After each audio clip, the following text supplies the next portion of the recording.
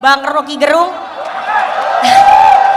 Ini kayaknya fansnya Bung Rocky di sini banyak banget. Bung Rocky ini bukan di televisi karena narasumbernya banyak, jadi Anda waktunya maksimal 10 menit.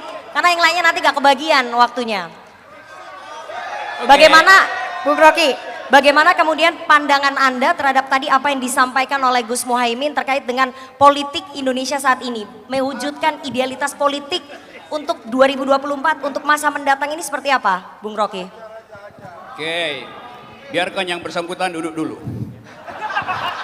Selamat datang kembali kepada yang punya acara. Dan saya agak haus sebetulnya, saya ingin dapat air mineral dan dibawakan oleh orang yang sama yang membawakan air itu pada Gus Imin tadi. Oke teman-teman, saya mengerti bahwa forum semacam ini punya multi interpretasi itu. Tapi satu interpretasi tunggal diberikan tadi oleh Yudi Latif, yaitu mengaktifkan Pancasila pada bagian yang konkret, yaitu kesejahteraan rakyat itu. Dan kita tahu tema itu tidak dibicarakan oleh eksekutif, tidak dibicarakan oleh legislatif, tidak dibicarakan oleh yudikatif. Justru dibicarakan oleh Yudi Latif.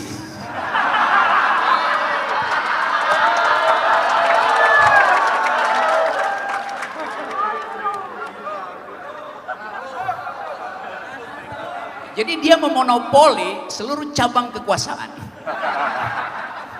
Bahaya.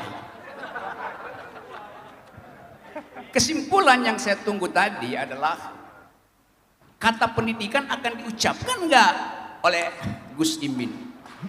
Ternyata dia ucapkan di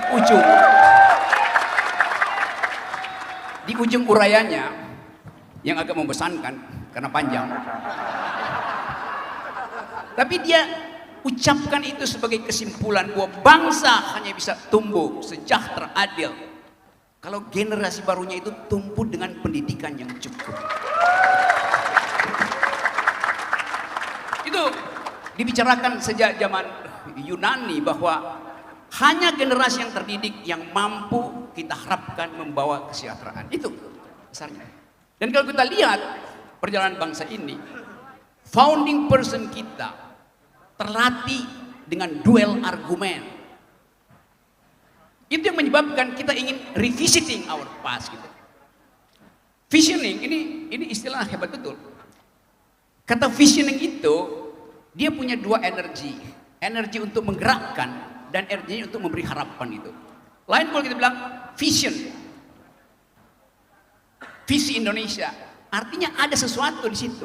Tapi visioning artinya mengalirkan gagasan ke dalam tanah kering politik hari ini. Kita perlu itu. Anak judulnya juga bagus sekali itu. Apa namanya tadi? Peta Arah kebijakan dan peta jalan kesejahteraan. Kita nggak dapat itu. Tidak ada jalan kesejahteraan karena Presiden Jokowi sibuk membuang jalan tol. Yes, saya serius. Jalan tol hari ini membuat rakyat tidak sejahtera karena biaya angkut Indomie dari Jakarta sampai ke Solo itu naik 20%. Itu akibatnya. Jadi terlihat bahwa visioning Indonesia artinya menemukan kembali, revisiting our past. Karena pada awal kemerdekaan kita kaya dengan pemikiran itu, kaya dengan visi itu, bergelimpangan dan bergelimang visi di situ, perdebatan intelektualnya hidup. Karena itu PKB harus mengucapkan kembali pikiran, bring intellectual, yes. Bawa kembali pikiran dalam politik, bring intellectual to the politics. Itu yang kita ingin dapat dari PKB hari ini. Kita ada di DOM. DOM ini di dalam tradisi Yunani, DOM itu tempat pemukiman keluarga yang bahagia. Bahasa Yunaninya domus. Orang Inggris pakai dom. Jadi PKB itu bahasa Indonesia apa dom ya? That's why. Kuba. PKB itu partai Kuba bangsa itu.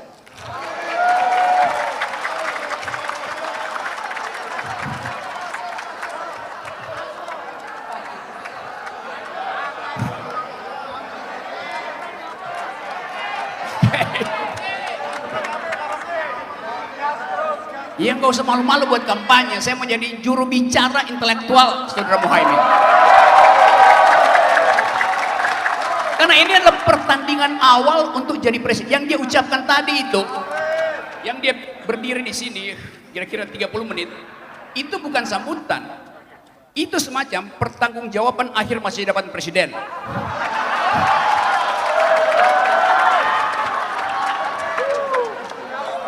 Betul, ini serius. Saya merasa mayoritas di sini. Saya bagian dari PKB. Karena tadi disebut Gus Dur. Yang paling nama Gus Dur muncul itu saya ingat Forum Demokrasi. Bersama-sama kita bikin Forum Demokrasi. Pada waktu itu Muhaimin kalau ketemu Gus Dur dia mesti cium tangan tuh. Teman-teman lain. Dan gak berani masuk di ruang kita berdiskusi. Karena dianggap junior oleh Gus Dur. Kalau sekarang dia nekat undang saya di sini. Padahal saya pengkritik kekuasaan itu. Kan gila dia. Tapi justru itu yang ingin kita ucapkan nanti di dalam pesta demokrasi nanti. Datanglah calon presiden di sini. Bilang saya menjadi presiden dan orang tanya, apa visi kamu? Oh, terima kasih.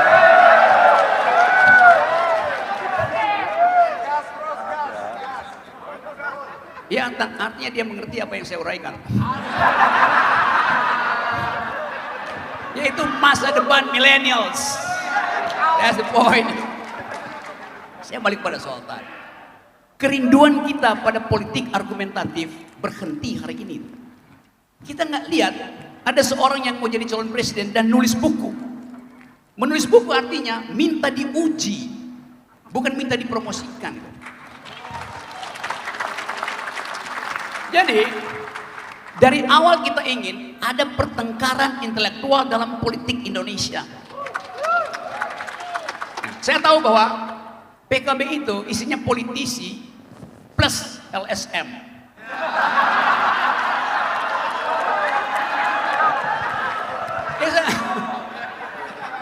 Loh, di era Caimin pimpin PMII, satu waktu saya diundang oleh PMII di awal tahun 90 atau tengah 90, saya diminta oleh PMII di Taman Amir Hamzah untuk memberi kuliah tentang Jürgen Habermas, Frankfurt School.